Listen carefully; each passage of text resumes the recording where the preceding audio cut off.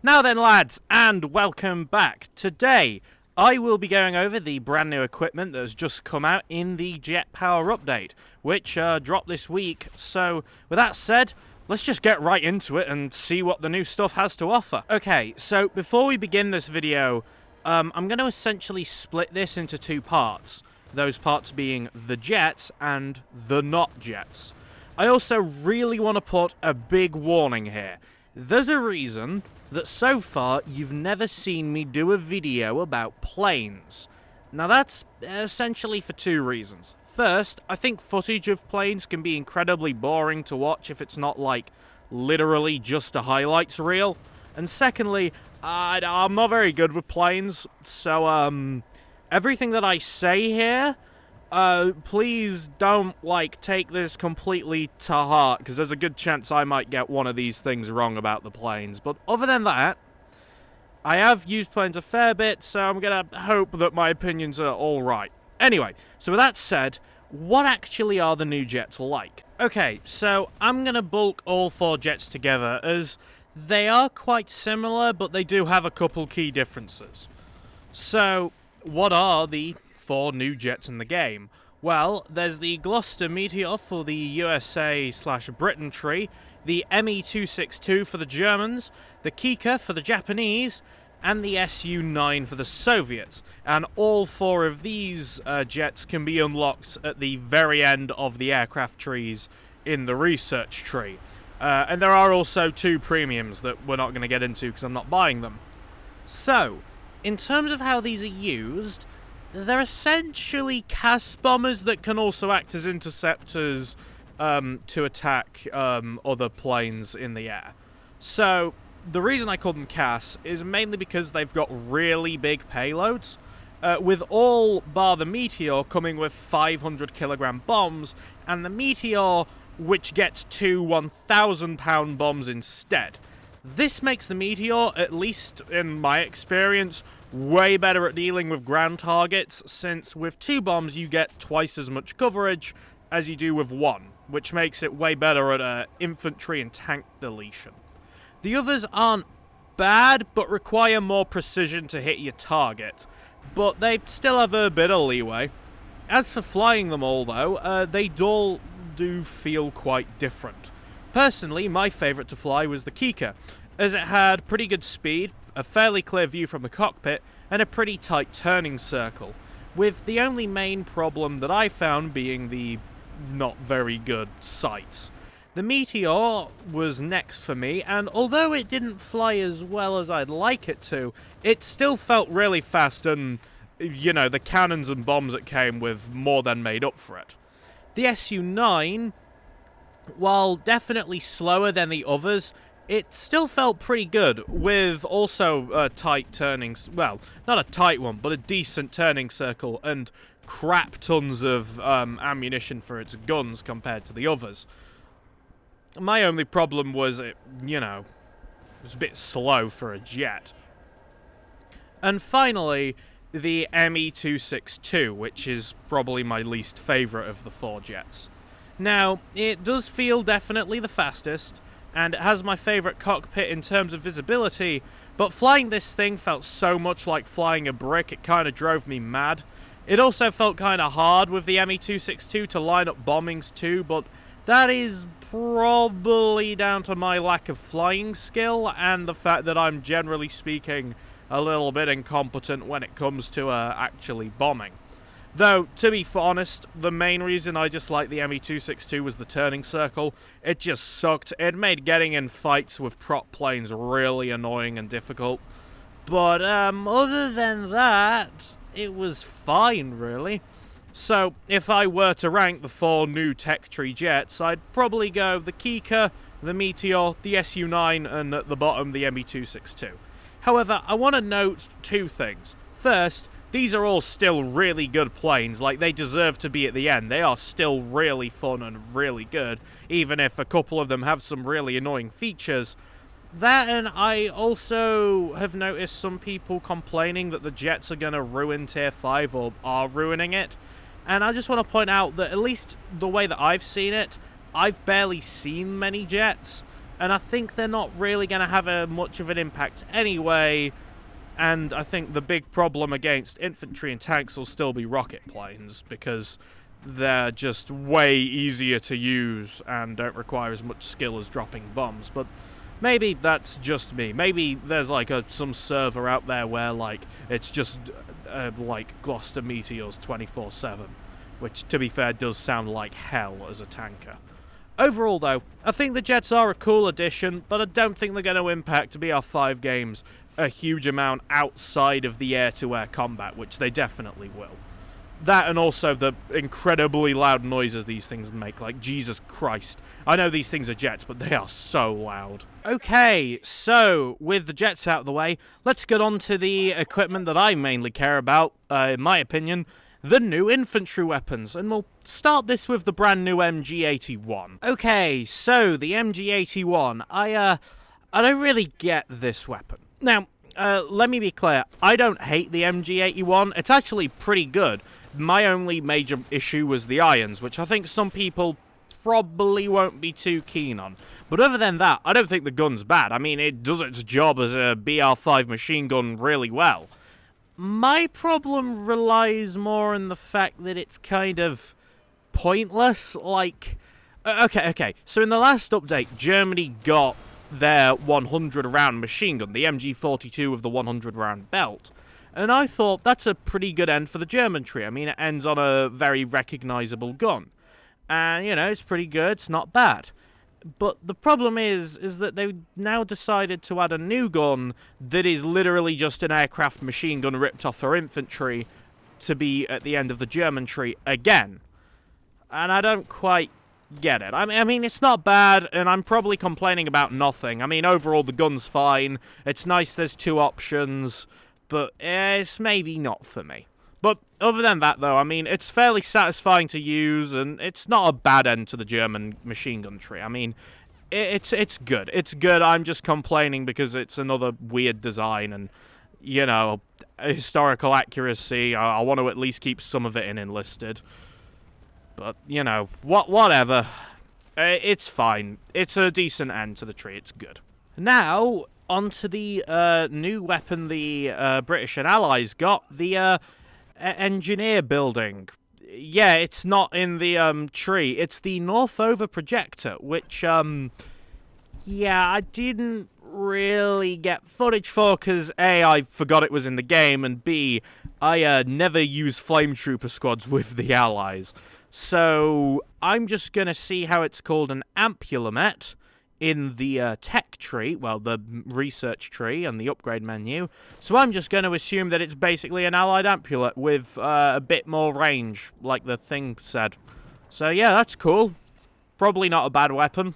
I just don't really want to have to, you know, go ahead and upgrade a squad just to record footage for it, because it's probably not as good as, like, you know, it's not going to be game breaker or anything. It's a cool change. Always nice to see a new engineer building. So yeah, good job, Darkflow. Not bad. Okay, so the next gun, the Uragan SMG. It's actually pretty good. So this is the first of the two new Soviet guns, which are really good, but we'll get to the next one soon. Basically, the Uragan feels like a really good medium ground between the PPSs and the Pupushka Obres. And honestly, this might just be my new favorite Soviet SMG, which is, like, wild for me to think about. Like, I don't know, I didn't expect to like this as much as I did.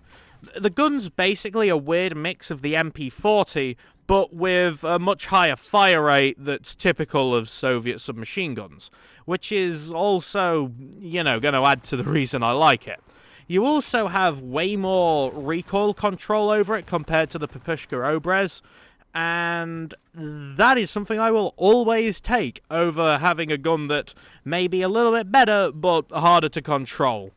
So yeah, I actually thought this was really good. I mean, overall, the Uragan is a really good gun, probably my new favorite weapon for Soviet assaulters, but it's not my newest and favoritist addition to the Soviets in this update. That goes to 15.3 BR2 semi-automatic. This is the Fedorov Rifle 1912, and it is about to make Soviet BR2 one of the most fun BRs to play in the game because this thing is so good. Okay, right. I'm going to have to try and condense some of this stuff here, but you just have to trust me here. This is going to have a huge impact on the Soviet tree. Alright, let's get into the pros of the Fedorov 1912. Firstly, despite the fact it only has 5 rounds in the mag, this is sort of going up against the Ofenrohr, the Italian one that the Germans have. So, that's actually pretty good. It's nice that that's the one that the Soviet semi-automatics are going to be challenging. But the key difference, this thing does so much more damage. I mean, 15.3 max upgraded is ridiculous. That's like old bolt actions a couple years ago. That's wild. It also has a way more visually appealing design than a lot of the other semi-automatics, even the other Soviets, the SVTs.